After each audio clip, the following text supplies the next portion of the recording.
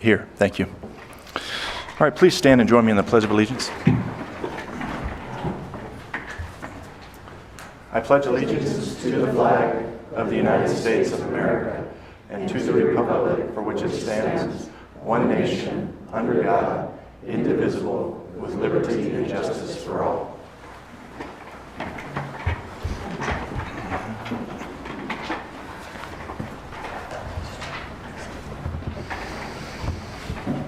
Okay, up next is a brief summary of current events by the mayor, city council, and/or city manager. The public body does not propose, discuss, deliberate, or take legal action on any matter brought up during the summary unless the specific matter is properly noticed for legal action. Do we have any council members this evening with anything to report?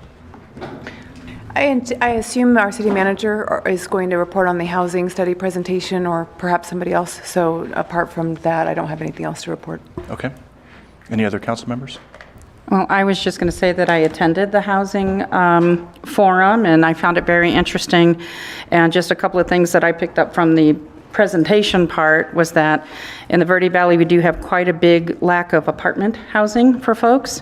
The biggest gap in housing in Cottonwood are for our citizens making $25,000 a year or less. So that does show a need for low-income housing in addition to what we've been calling workforce housing.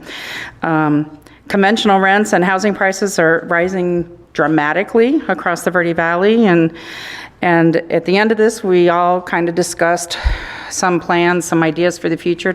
They're developing a strategy plan for that, so there will be future meetings and discussions. Great, thank you. All right, Mr. Corbin. Thank you, Mr. Mayor, Council. So let me start with that, the housing update.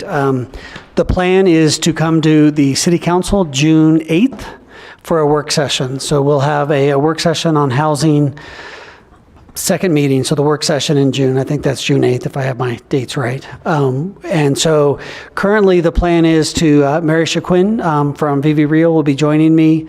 Tricia Lewis, of course, will be joining me. And one of the things that I've asked Ryan Bigelow, our library manager, I'll explain later about why, but he's offered to be our housing coordinator. So it's not going to be take the place of a paid person that we'll eventually need to get that we're working with the city of Sedona, but he's going to be our lead on this project, and he's highly. He's just a great guy, and he had the capacity, and I asked him, and he's agreed to step up. So he's going to help us lead our efforts in that. June 8th, I'll have more information for council on his role and what we expect. It was a very interesting, I don't want to steal a lot of the thunder from the June meeting, but we are the youngest community in the valley. Most of you probably already knew that. The average age was about 33 compared to the Yavapai County of about 54. We also, what I found very interesting was that 75% of the people that live in Cottonwood work outside of Cottonwood. Again, not a surprise to most people who are aware of what's going on, but a lot of interesting numbers. We have a significant housing shortage, but what I found interesting, we do have the most apartments. We have the highest number of manufactured homes. And so we have a lot of workforce housing here.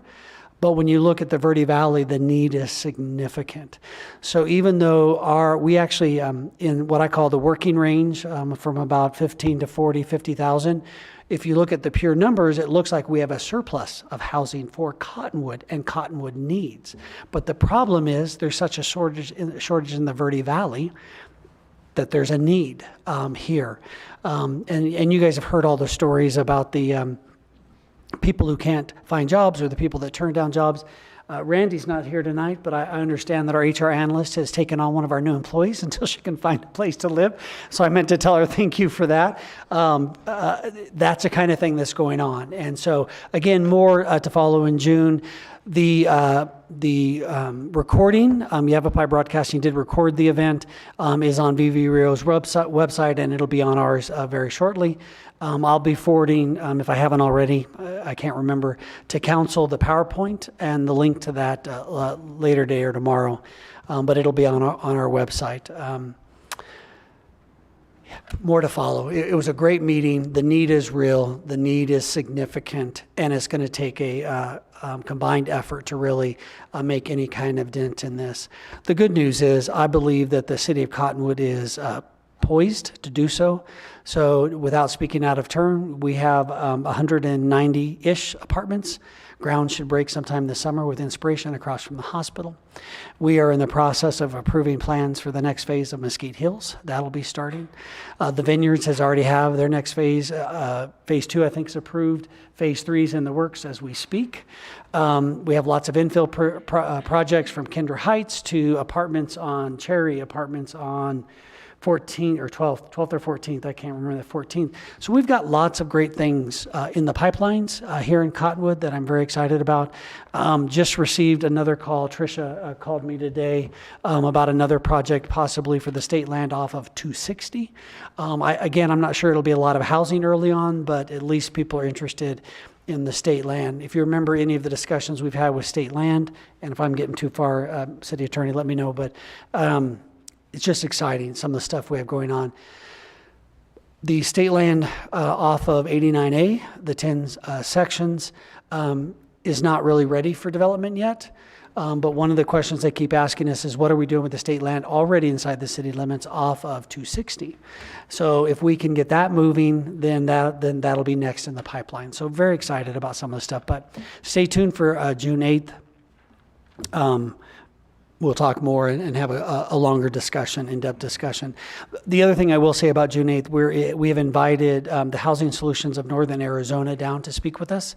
So some of the solutions that we went over yesterday, there's lots of possibilities and ways to attack it, but one of the possibilities is helping people getting into homes. And Northern, this organization has been working with the city of Flagstaff and Coconino County for about 15 years. So we don't even need to invent new stuff. They've got programs that we can use and start with. More to follow. Mr. Mayor, the only other update that was HPC is meeting tomorrow. It's on our website to go over the updating our historic guidelines. So I actually left the piece of paper on my desk, so I don't have the exact date and time, but it's tomorrow. 5 p.m. at the clubhouse. If any community member wants to participate in the discussions on our historic preservation guidelines. Thank you, Mr. Mayor. All right, thank you. And this time last week, Ron and I were able to meet with Supervisor Michaels. Spent about an hour with her in her office. It was good to just discuss some issues of regional concern, and she wanted to know, too, how she could help us, and we extended our help to her as well in managing some of the issues in her district with mostly law enforcement out on the National Forest, a lot of residential camping and that kind of stuff. So she's got some ideas. We offered any assistance that we could. It was good to meet with her, and we look forward to more discussions like that on a regular basis with Supervisor Michaels. And then this Thursday, I'm excited to be on an interview panel for the Yavapai College as they hire their faculty up there at the Skilled Trade Center. So I'll be participating in that this Thursday. That's all I have. All right, next is call to the public. This portion of the agenda is set aside for the public to address the council regarding an item that is not listed on the agenda for discussion. However, the council cannot engage in discussion regarding any item that is not officially listed on the agenda for discussion and/or action, and we limit comments to a 3-minute time period. If there's anyone in the audience tonight that would like to address the council, there's yellow forms in the back. We'd appreciate you filling that out. And we have just one form this evening. It's from Mr. Wistock. And you're my neighbor, but I may be mispronouncing your name. I'm sorry. You pronounced it correctly. Okay, Wistock, great. All right, if you wouldn't mind, sir, please come up to the podium here, and you've got the floor for 3 minutes. Thanks for being here. Thank you very much, Council, for hearing me. I've been a resident and homeowner of Cottonwood for 21 years, and I've never had an opportunity to speak, but some issues have become heated, in my opinion, and I think there's a need to talk about some of these things. One of the things is that airport noise is rather obnoxious. Somebody else's hobby becomes a nuisance for residents, and I don't think that's okay. Flights begin as early as 6:30 this morning, 6:45, not just 15 minutes away from 6:30. I think that's too early for flights to be taking off and circling around. Also, the touchdowns, touchdown and go. There are planes that I see circling around. There's one with blue-tipped wings and another one with yellow-tipped wings, and they start as early as 6:30. I think that a mandate for 8 o'clock takeoff, something like that, is more reasonable, and maybe we can limit the touchdowns. I don't know whether there's a business being taken place out of the airport or what the purpose of the airport is, whether it's for public use or for business use, and if it's a public airport, Do we support a business that maybe is training pilots up there? I don't know what the criteria of the airport is, whether it's privately owned or city-owned, but I think that the sound ordinance is something that we ought to take into consideration. Also, Cactus Street is a spillover street for traffic from Main Street. I know there are some individuals that think they're above the law, and I see on a regular basis, a daily basis, there's one stop sign that's run on a regular basis, as well as speeds. I don't have a radar gun, but I wouldn't be surprised if we see speeds of 45 miles an hour on Cactus Street. I know of 12 full-time children under the age of 12 years old that live on Cactus Street. Their lives are in danger. Residents' lives are in danger. Mayor, you and I saw an individual ran a stop sign and put his car sideways this past week. I think something needs to be addressed, and I will offer up the first $1,000 towards no less than 8 speed bumps starting at this point of the intersection here, running all the way down, continuous to where the road Cactus meets it at 89A again. Another issue that I think is necessary is that we put up some signs that say, when parked, turn your engines off. There are folks that think it's okay to leave their air conditioner on while their carbon monoxide fumes are spilling into homes that are over 100 years old, including my own house. That's not okay with me. And the last thing on my issue is parking from the corner here to Eric's Airbnbs. There's a lot of junction points, things going on, traffic coming off of Main Street spilling in, Verde Heights traffic spilling in, the parking lot next door, and also Cactus Street spilling in with traffic coming in at 4 different locations there, and parked cars sometimes not obeying the red lines. I think that we really need to address parking issues on Pima. Okay. That's all I have today. Say thank you very much for your time. All right, thank you, sir, for coming in and bringing this to our attention. Thank you. Is there anyone else here this evening that would like to address the council? All right, then we'll go ahead and move on then to approval of the minutes of the regular meetings of April 20th and May 4th, 2021, and the special meeting of May 11th, 2021. All motion to approve those minutes? Second. Okay, Mayor made the motion, Council Member Henry seconded it. All in favor? Aye. Aye. All right, they're approved. We have just one item this evening under unfinished business, and it's ordinance number 700, adding a new chapter 12.10, Public Trails, to Title 12, Sidewalks and Public Places. This is the second and final reading. Mr. Mayor, we have not received any additional comments. All right. Is there anyone in the audience this evening that would like to speak to council on this ordinance? No. All right. Council, anything more to add on this? I know we've already had our first reading and discussed it. No, I don't. It's pretty straightforward and routine, and if you're ready for a motion, I'd move to approve ordinance number 700. Second. All right, Councilmember Henry made the motion and the Vice Mayor seconded it. If we could have a roll call vote, please. Councilmember Henry, Yes? Councilmember Clurat, Yes. Councilmember Matthews. Yes. Councilmember Naren, Yes. Councilmember Wilden, Yes. Vice Mayor Hulse, Yes. Mayor Linsky, Yes. and motion carried. All right, if you could please read ordinance number 700 by title only. Ordinance number 700, an ordinance of the mayor and city council of the city of Cottonwood, Yavapai County, Arizona, amending Title 12, Sidewalks and Public Places of the Municipal Code by amending the title and adding a new chapter 12.10, Public Trails. Mr. Mayor. All right, thank you. Okay, folks, next is the consent agenda. The following items are considered to be routine and non-controversial by the council and will be approved by one motion. There will be no separate discussion of these items unless a council member or citizen so requests, in which case the item will be removed from the consent agenda and considered in its normal sequence. So we have 3 items tonight. I'll read them out. If there's anybody out there that'd like an item pulled, please indicate so. First item is acceptance of a sidewalk easement on Verde Heights Drive from Galileo 33 Holdings, LLC. Item 2 is special event liquor license application submitted by Jesus R. Rodriguez, applicant for the city of Cottonwood, for an event scheduled for July 4th, 2021 at Cottonwood Kids Park, located at 398 South 12th Street. And third item is resolution number 3097, appointing a member to the Historic Preservation Commission. And are there any items that a council member or citizen would like pulled? All right, I'll go ahead and motion then to approve the consent agenda. Second? All right, Mayor made the motion, Councilmember Naren seconded it. All in favor? Aye. All right. All right.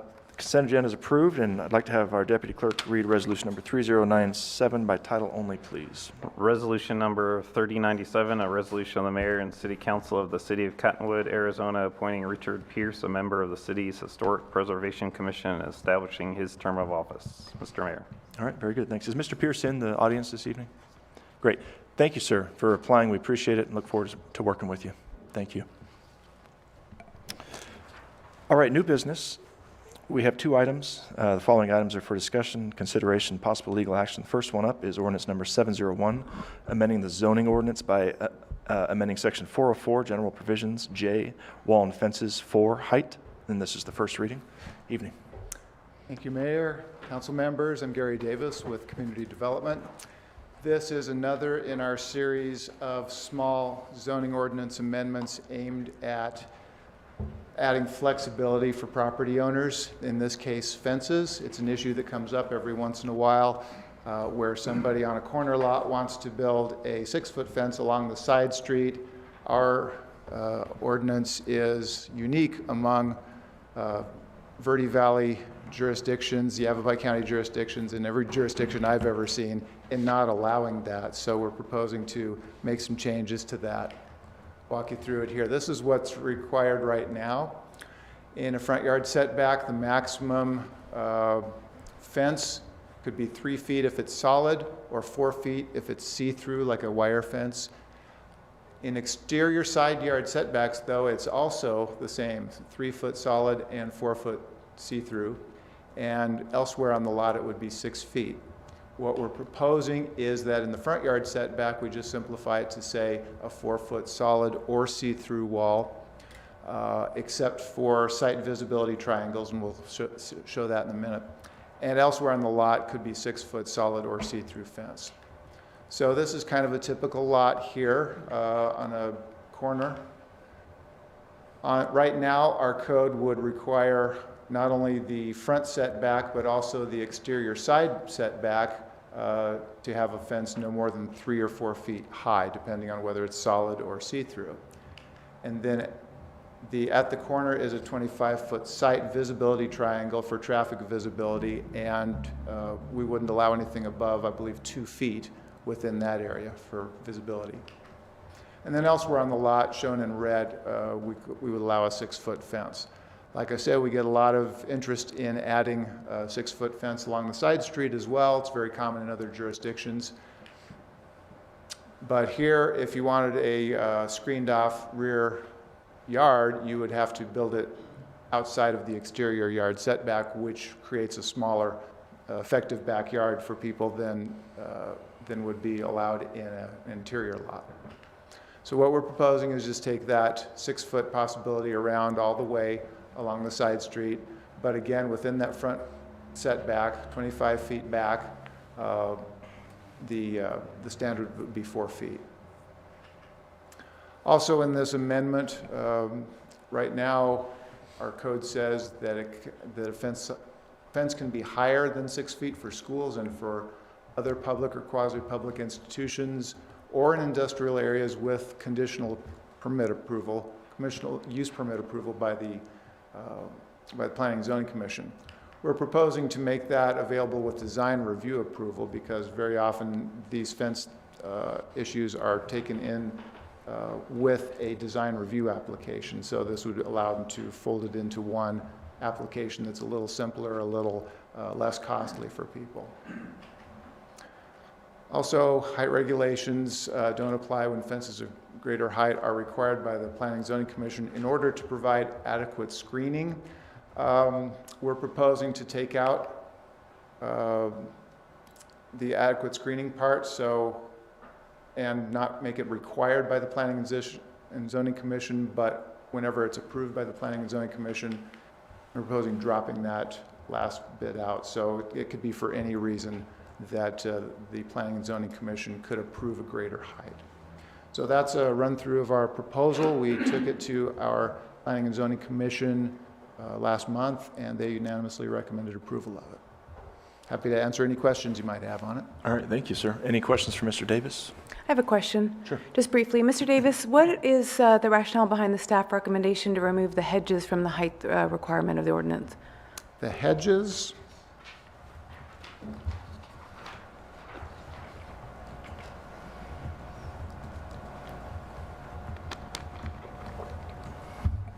I'm not seeing that. Where is that in the text? It was in the red line markup. Oh, I see, at the very front. So no solid view, obscuring wall or fence or hedge. So is staff, or is the recommendation that the hedges are an issue, or what is the? The hedges, we don't issue building permits for. We issue building permits for the fences. It's a little more difficult to keep track of hedges. I believe that was one of the rationales for taking that out of there. It's the only place where hedge height is more critical is within that 25-foot site triangle. Is there an ordinance where we do address hedges and whether or not they're maintained and whether or not they're exceeding some kind of a height requirement or restriction? I'm not familiar with that unless Scott has. No, we really don't have that other than just general property maintenance requirements in our code. Okay, so our property maintenance requirements to address an issue if we have the out of control hedge. If it's, I would think if it's becoming a nuisance, something blocking the sidewalk, that sort of thing, it might be something that we could take care of from that. Thanks. I don't have any other questions. And I think we've addressed other issues where within that 25-foot site triangle, we've had to go in and make some corrections. Cottonwood Street up there by Willard, I think, is one of those areas recently we had to do that. Isn't that right? And this wouldn't change that. Okay. Mr. Mayor, the other area is our fire code. When it gets to be a fire hazard, our fire department does get involved, and we work with code and our code enforcement officers and our fire inspectors and marshal, and we have issues addressed that way also. Okay. All right. Any other questions, comments, concerns? No? Is there anyone here in the public tonight that'd like to speak to the council on this item? All right. Well, this is just the first reading, so there's no motion this evening. We'll bring it back here in a couple weeks and have a vote. All right. Thank you very much. Thank you very much. If we could have our deputy clerk please read ordinance number 701 by title only. Ordinance number 701, an ordinance of the mayor and city council of the city of Cottonwood, Yavapai County, Arizona, amending the zoning ordinance by amending section 404, general provisions J, wall and fences for height. Mr. Mayor. All right. Thank you. Okay, next and last this evening is resolution number 3093, consideration and possible adoption of a resolution approving the sale and execution and delivery of pledged revenue obligations, taxable series 2021 in the approximate amount of $21 million for the purpose of fully funding the accrued actuarial liability of the city's police and fire public safety retirement system plans and establishing a contingency reserve fund, approving the form and authorizing the execution and delivery of necessary agreements, instruments, and documents for this purpose, approving a transfer of appropriations within the city's fiscal year 2021 budget, delegating to the mayor, manager, and financial services director of the city the authority to determine certain matters and take certain actions with respect to the foregoing, and declaring an emergency. Good evening, evening. Mayor and Council. I'm Kirsten Lennon, the Financial Services Director. We have come before you a couple times talking about the public safety retirement pension liability and our intent to fund that through bonding. We brought in Stiefel to give a presentation. We discussed different options and ways to pay down the unfunded liability, and to make sure that we are getting it currently at the best interest rates, you know, since with the way interest rates are right now, we have low interest rates. This would be the best option to save us future payments on the unfunded liability.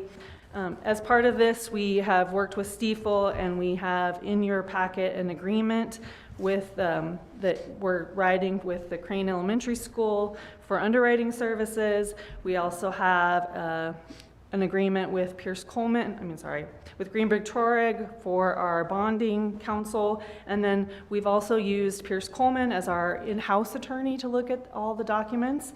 And then we are currently using PFM, who is our investment advisor, as our financial advisor. They are going to work for us and do some financial advising during the pricing and sale of the bond if it is approved. And at this time, if you have any questions for me or anything that you'd like to ask, since we've talked about it 3 times. All right. We also have 2 representatives from Stiefel here, if you have any questions for them, and a representative from Greenberg Traurig, and then Pierce Coleman. They're all here if you have any questions for them. Excellent, great. All right, well, council, do we have any questions? No. Okay. Is there anyone in the public this evening that would like to discuss this with council? No. I know we've gone over this at great length, certainly had many meetings. So I think council's probably ready for a vote, but I just don't want to rush through this if there's anything that... Well, you should never look a gift in the mouth, and you should move forward since we're ready to vote. But I want to make sure that I sent an email, but I want to make sure the community knows about our rating. Because while staff often gets a little credit for doing a good job, I really believe it's the decisions that this council has made over the last few years to increase reserves and to do some hard decision-making on things. So I didn't know if our finance director wanted to just mention our ratings that we recently received. We recently received an AA rating, which is higher than we had before, from both credit agencies, rating agencies, one of which we'd never worked with before, so that was new, we were new to them, and it's a very confident AA rating, so it's a really good news for us. Great. Very good. I just had a question. What other situations has the city declared an emergency in? Anything similar to this or remotely similar? I think every time we've bonded, we have. Mr. Mayor, Ms. Henry, yes, I think every bond issue we've done, there's been an emergency declaration attached to it.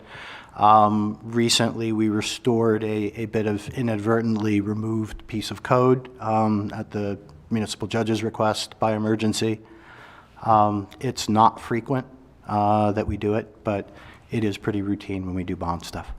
If you could just explain the reasoning behind it so that we're all comfortable and the public is comfortable with it. So when you declare an emergency, you make the act you're taking immediately effective rather than with a 30-day delayed effectiveness, and you're making it exempt from the referendum process. And the reason we'd want to take advantage of making this immediately effective is, of course, to take advantage of the rates. Is that correct? It allows us to be more nimble in going back with the underwriter, and the underwriter then working with us to price and issue the bonds. And it provides the certainty. If there's the possibility for referendum, then we lack the certainty we need to move forward quickly. Okay. Does that answer your question? Yes, thank you, Mayor. Okay. All right, good. All right, council, is there anything else? No? Okay. Would anyone like to make a motion? I'm happy to, but I'm going to read it verbatim because I know the attorney wrote it. Every word I'm sure is important.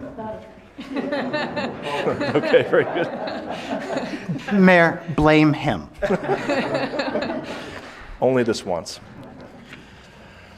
All right, then I move to approve resolution number 3093, approving the sale and execution and delivery of pledged revenue obligations, taxable series 2021, in the approximate amount of $21 million, evidencing a proportionate interest of the owners thereof in a third purchase agreement.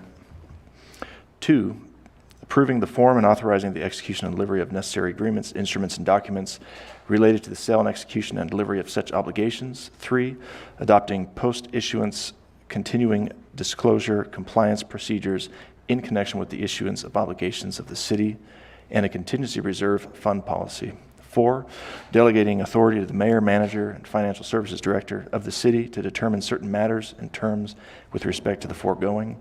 5, authorizing the taking of all other actions necessary to the consummation of the transactions contemplated by this resolution. 6, approving a transfer of appropriations within the previously adopted fiscal year 2021 annual budget of the city. And 7, declaring an emergency. Second. All right, Mayor made the motion. Councilmember Wilden seconded it. Deputy Clerk, please take a roll call vote. Councilmember Henry, No. Councilmember Kurat, Yes. Councilmember Matthews, Yes. Councilmember Naren, Yes. Councilmember Wilden, Yes. Vice Mayor Hulse, Yes. Mayor Linsky, Yes. and motion carried. All right, very good, Council. Thank you. And Mr. Mayor, if I can just clarify, so The emergency requirement did require a 3/4 vote of the council, including the mayor. By our calculations, 6 of 7 council members constitutes that supermajority. So it did pass with the emergency provision. All right, thank you. And if we could have our deputy clerk please read resolution number 3093 by title only. Resolution number 3093, a resolution of the City Council of the City of Cottonwood, Arizona, 1, approving the sale, execution, and delivery of pledged revenue obligations, taxable series 2021, evidencing a proportionate interest of the owners thereof in a third purchase agreement.